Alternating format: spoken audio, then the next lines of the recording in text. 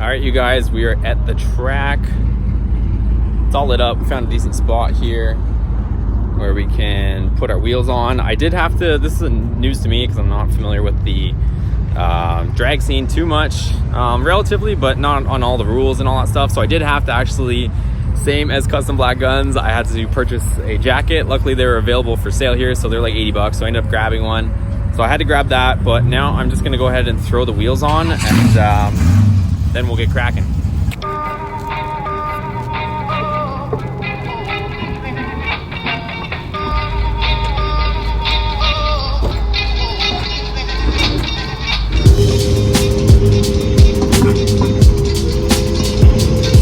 All right, you guys, so the tires are on. I've got them inflated or deflated down to 20 PSI. We're gonna try that for now.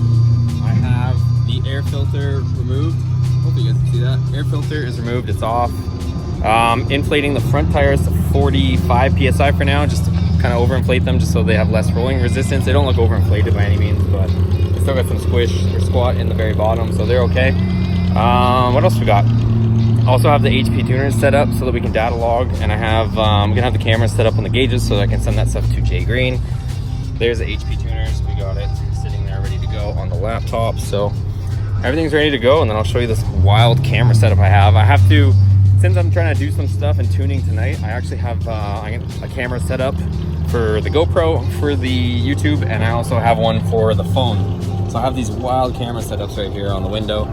So I got this one for the phone, this one for the GoPro. So we got both that are gonna record, and I gotta try to, this is what happens. I have to try and do my own thing as far as the racing aspect of it. I have to make sure the GoPro is recording, I have to make sure my phone is recording, and I have to make sure I'm data logging with HP Tuner. So all those have to be going before we can even think about racing. It's kind of a lot to tackle, but that's what we got, that's what we're doing. I'm not complaining, let's get it done.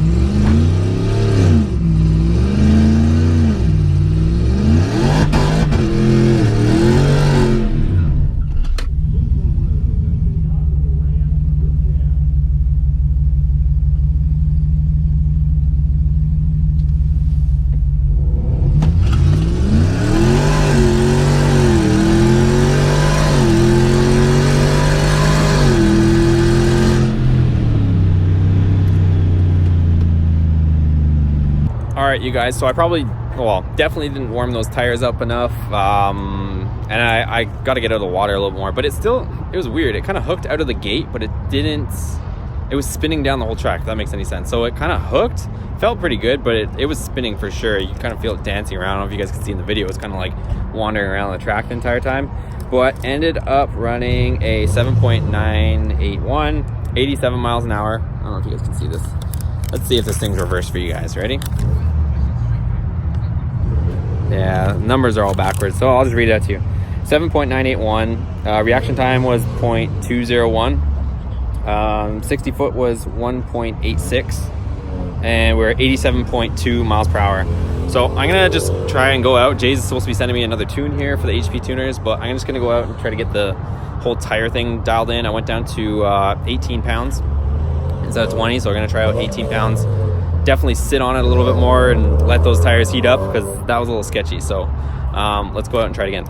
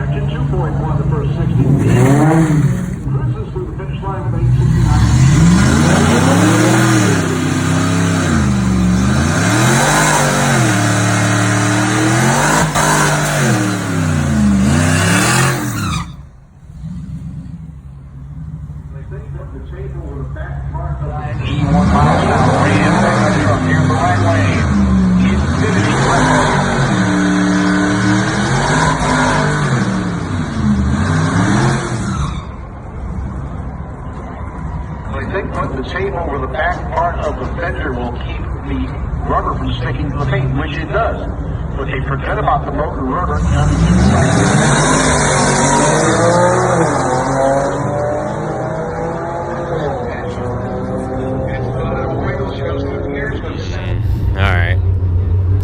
All right. Well, what do you want to try? What do you want to try for tonight then? I guess. I mean, I can detune it, I guess. Of it right now. Even with that, I mean, you're not even running full timing. At the shift point, you're only on like 6 degrees of timing, which is nothing. Yeah. I don't know. You might drop a lot more. It's got a ton in the truck. For you to run the time you're running tonight on half the timing I'm commanding, it's bizarre. I don't know, man. I feel like this thing can set some sort of like, I don't know, stock motor record. I don't know what we got to do to get it there. That's all. It could do it. I know it could. I mean, I don't know how bad my truck would run if I pulled half the timing out of it. I think it would run like crap. It would run really bad. The safest route that we can go would be really just turn down the shifts and just leave it as is. And it's not going to run that much better. Honestly, that might be your best pass. Okay. Well, I don't know. Whatever you think. Whatever you want to try, I guess, just to see if we can get anything for tonight, and I'll just mess around with launching it, and I don't know. Well, let me at least lower down the shift points for you, alright? Okay. Alright, I'll send that to you with the 91 track. We'll go off of that, okay? Okay, thanks, man. Yeah. Okay, later. All right, you guys, I'm just loading up another tune, so this is kind of the process with HP tuners. I'd like to do this a little bit differently, but this is the way I'm going to show you just since we're at the track. So you'll open up HP tuners, you will open up your file, which is here. I'll make this bigger. I'm going to select this tune. So we got the tune open. And now I'm going to turn the ignition to run so that it's on, and I'm going to click on that little button there, write to vehicle. And then we're just going to write to the ECM and not TCM, so we're going to say do not write to TCM. Boom, click write, and away she goes. This thing's badass. He's running 6s in this thing. It's Pro charged, supercharged, and has NOS. Thing is no joke.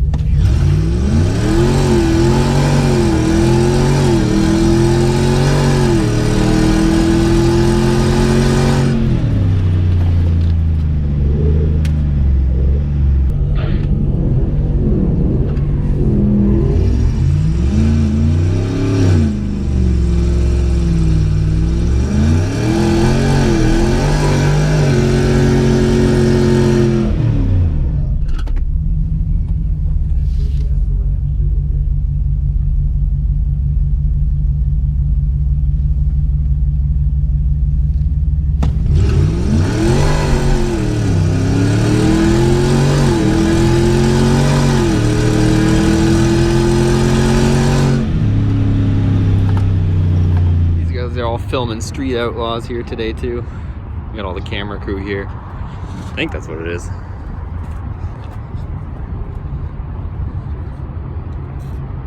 They're all running around.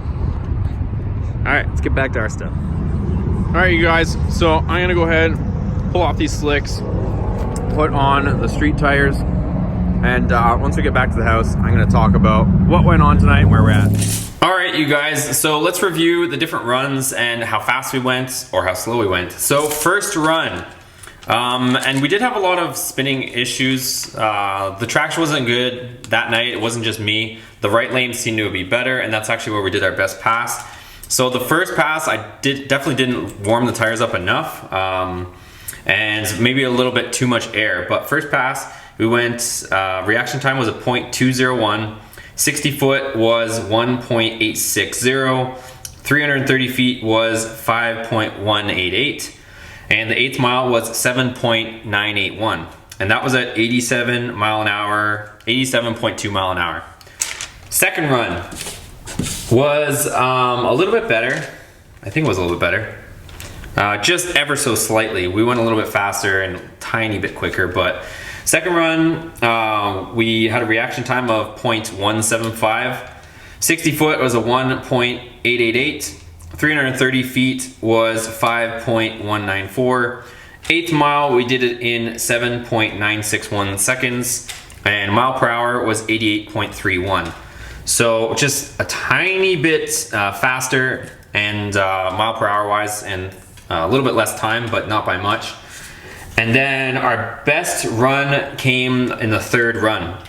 So while all this happened, we kind of were running into some issues with fuel. We couldn't put enough fuel in the engine. We tried maxing out not maxing, but coming close to maxing out the injectors, what we're requesting or commanding from the injectors to be pulsing to give the engine more fuel, and we weren't getting more fuel. We were seeing it still lean out a little bit. So we ended up taking a more conservative approach just so we didn't break anything. And yeah, we ended up basically, we essentially lowered the shift points so that it wasn't revving over 6 grand, because with a supercharger, the more RPM you build, the more boost you build, because it's dependent on engine RPM for the boost. So anyways, third run was our best run of the night. We were in the right-hand lane, which I was mentioning seemed to be a little bit better. Reaction time was actually pretty good. It was a 0.057. 60 foot was a 1.799. That was the best 60 foot I think we've done so far in this truck. 330 feet was 5.081 seconds. And the 8th mile, we did it in 7.847. And that was at 88.76 mile an hour. So that was the best run. It seemed to feel pretty good, but again, it wasn't at the truck's full potential. We had to lower the RPM, the red line, the shift points, so it was effectively not revving as high. And yeah, like I said, we had to go a more conservative approach. The last run, I'll just tell you, but it wasn't that good. We spun a ton and we didn't do it at all. It was the slowest run. We ended up running the 8th mile in 8.122. So it was the slowest one. We actually cracked into the 8s, so a lot slower than the other ones. But that was it. So what was happening? I'll recap. So we couldn't get enough fuel, and the reason being is we suspect the fuel pump. It could be the fact that the truck has 114,000 miles on it, that you know, maybe the fuel filter, which is actually in the tank on these trucks, it's like a sock that goes before the fuel pump. Maybe that has some junk in it after that many miles and that many, who knows how many gas tanks full of fuel have been through that. Maybe it's a little bit clogged up. And the other thing too is maybe the pump's just a little bit tired. But either way, we can't seem to, you know, the injectors are big enough, but we're not getting enough fuel when we request it. So one of those two things, so there's two solutions. I'm sure there's a bunch more solutions, but the two main solutions are either you replace the fuel pump with an upgraded unit. The downside to doing that is that there's no proper drop-in filter for these trucks, and because they have 2 pickups, and if you put in a different fuel pump into it, you only have the single pickup.